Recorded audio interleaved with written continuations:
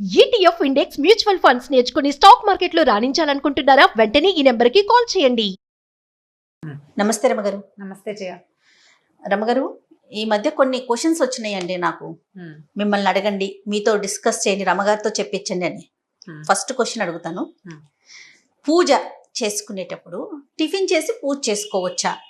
కొన్ని సందర్భాల్లో ఆరోగ్యం బాగోని పరిస్థితి ఉంటుంది, కొంత లేట్ అయ్యే పరిస్థితి ఉంటుంది. సో పూజ అసలు అలా చేసుకోవచ్చా? రమగారిని అడిగి మాకు ఆన్సర్ కావాలి అంటే అని చెప్పి అడుగుతా ఉన్నారు. దీంట్లో బోల్డ్ అన్ని అభిప్రాయాలు ఉంటాయి జయ. ఒక్కొక్కళ్ళది ఒక్కొక్కటి ఉంటుంది. ఏమైనా తినేసి అలా చేయకూడదని, ఇలా పెద్దవాళ్ళు కొంతమంది ఉద్దేశాలు ఉంటాయి. టిఫిన్ తిని గుళ్ళోకి వెళ్ళకూడదని, అన్నం తిని గుళ్ళోకి వెళ్ళకూడదు. ఇవన్నీ రకరకాలు ఉన్నాయి. ఆరోగ్యం సహకరించదు ఒకటి. కొంతమంది ట్యాబ్లెట్ వేసుకుంటారు, పొద్దున్నే షుగర్ ట్యాబ్లెట్ ఏదో పడేసుకోవాలి. అప్పుడు ఆ షుగర్ ట్యాబ్లెట్ వేసుకుని టిఫిన్ తినేసి తర్వాత స్నానం చేసి తర్వాత పూజ చేసుకునే రకాలు కొంతమంది ఉంటారు. పెద్దవాళ్ళు బ్రేక్ఫాస్ట్ ఆగలేరు, రాత్రి పెద్దగా తినరు. నా పరిస్థితి కూడా అంతే చేయ. రాత్రి ఏదో జావ తాగుతాను అంతే, నేను 7కో 8కో అంతే. ఎప్పుడైనా ఒక రోజు 9 దాటాక తింటాను నేను, చాలా తక్కువగా. ఇప్పుడు నాకు పొద్దున్న 9 అయ్యేసరికల్లా 10 అయ్యేసరికి పై ప్రాణాలు పైన పోతున్నట్టు ఉంటాయి. ఏదైనా తినేసేయాలి, ఆకలి అనిపించేస్తుంది, ఓపిక సరిపోదు అనమాట. ఇలాంటి వాళ్ళు ఏం చేయాలి? ఇలా బోల్డ్ ప్రశ్నలు ఉంటాయి. నేనేమనుకుంటానంటే, అంటే ఇప్పుడు బేసిక్ థింగ్స్ నుంచి రావాలి వీటికి. మనం పూజ అసలు ఎప్పుడు చేయాలి? మార్నింగే చేసుకోవాలి, పొద్దున్నే చేయాలి. పొద్దున్నే అంటే 9 లోపు. 9 లోపల నీకు బ్రేక్ఫాస్ట్ చేసేయాల్సిన అగత్యం సాధారణంగా ఉండదు. 10, 11 అయితే ఏదైనా తినాలి. మొట్టమొదట పూజ ఎప్పుడు చేయాలి అనే దానికి ఒక నియమం ఏర్పరచుకోవాలి. పెంద్రాళ్ళే లేచి గబగబా ఇల్లు వాకిలి చిమ్ముకోకుండానో, ఊడ్చి తుడవకుండానో, పని వాళ్ళు వస్తే వాళ్ళు చేస్తారనో, లేకపోతే దేవుడి గది ఒకటి తుడుచుకుందామనో ఏదో ఒకటి ఆలోచన చేసి ఒక చెంబు నీళ్ళు పోసుకుని చక్కమని దీపారాధన చేసుకుని ఏదైనా 4 పువ్వులు పెట్టుకుని చిన్న పూజ ఏదైనా చేసుకుని ఓ పండో ఫలమో ఇంకొకటో నైవేద్యం పెట్టేసుకుని బయటకు వచ్చి మిగిలిన పనులు చేసుకున్నావు అనుకో, టిఫిన్ చేస్తావు, అందరితో పాటు నువ్వు కూడా తినేస్తావు.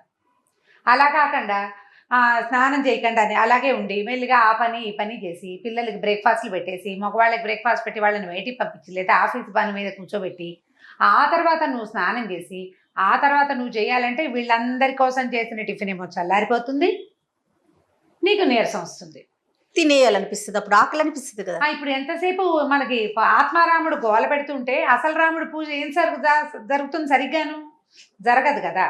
అందుకని మన విధానాలు కొంచెం మార్చుకుంటే అసలు ఈ ప్రశ్నలు రావు. ఎలా అంటారు? ఎలా? నువ్వు పొద్దున్నేలే, దానికి ముందు రోజు రాత్రి పెందరాళే పడుకో. రాత్రి 2 దాకా కూర్చోవద్దు.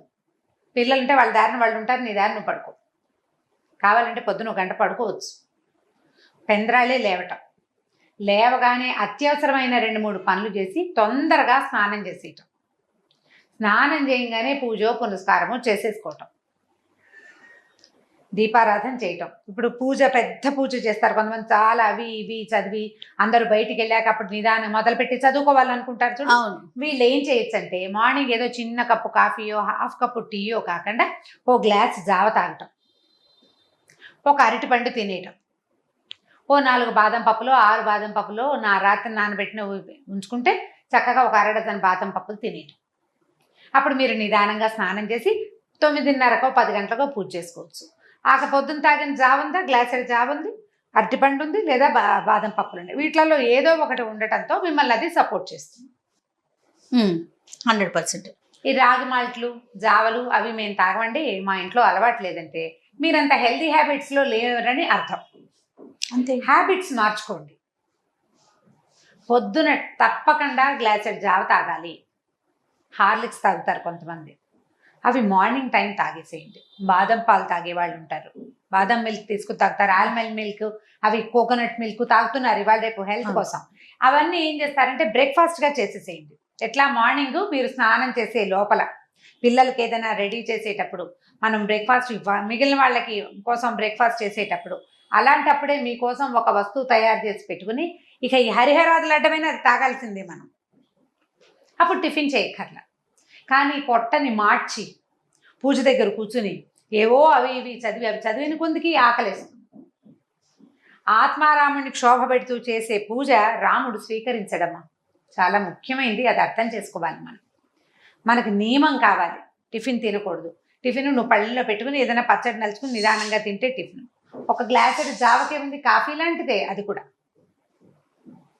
ముందు ఆకలితో కూర్చుంటే రమ్మగారు ఏకాగ్రత ఉండదండి, ఏకాగ్రత ఉండదు. మీరు మనం పొట్టలో దృష్టి పెట్టలేకపోతాం. ఒక పదార్థం ఉంటే అది మీకు ఆకలి వేయదు. రెండోది ఏంటంటే చాలా ప్రధానమైంది, శరీరము ధర్మ సాధనాల్లో అత్యంత ముఖ్యమైనది. బతుకుంటే బల్సాకు తినచ్చు అంటామా మనం? అంటాం కదా.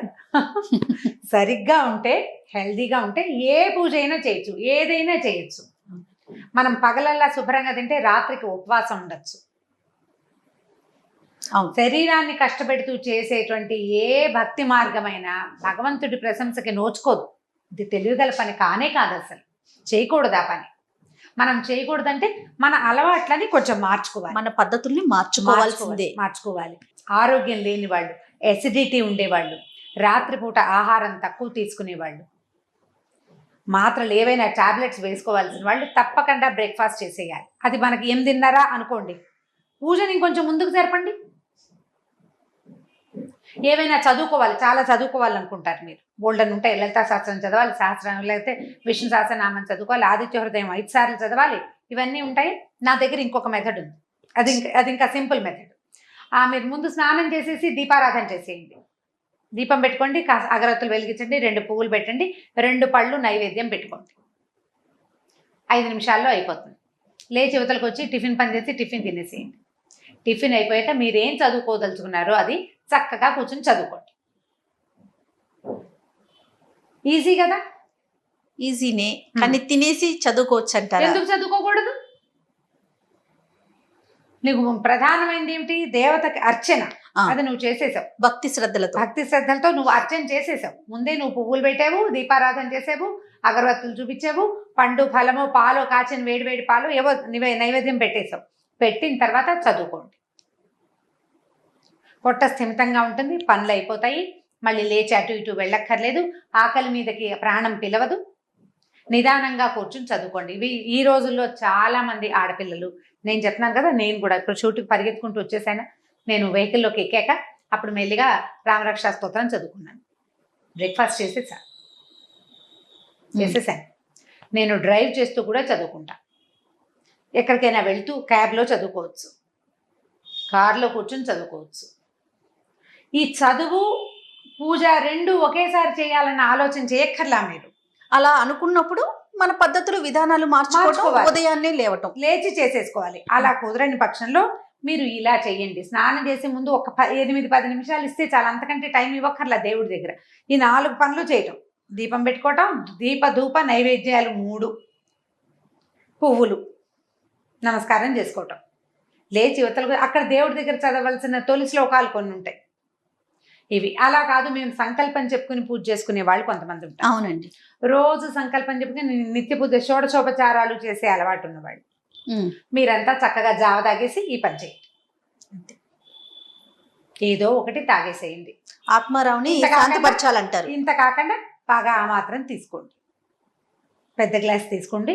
ఒక అరటి పండు తినండి. పండుకి ఏ దోషము ఉండదు, ఏమి ఇబ్బంది, శుభ్రంగా తినేసేయచ్చు. బాదం పప్పులు నానబెట్టుకోండి. ఇప్పుడున్న సిచ్యువేషన్లో కూడా బాదాములు, తర్వాత ఏమో వాల్నట్స్ చాలా మంచివట. ఈ 2 నట్స్ చాలా మంచివి. బాదాములు రాత్రి నానబెట్టుకోండి, పిల్లలకి పెడుతుంటారు చాలామంది, పెద్దవాళ్ళకి పెడతారు. ఒక 6 పప్పులు తినేయండి. దానికి ఏం అనుపానాలు అక్కడ తోలంచుకోవడం, నోట్లో వేసుకోవటమే. 1-2 వాల్నట్స్, ఒక వాల్నట్ తీసుకోండి, అది మీకు ఆపుతుంది. మంచినీళ్ళు తాగండి, ఒక 1/2 గ్లాస్. ఇది ఈజీ మెథడ్. ఇలా కనుక మీరు చేసుకోగలిగితే దీని మీద ఇంకా ప్రశ్నలే అక్కర్లేదు.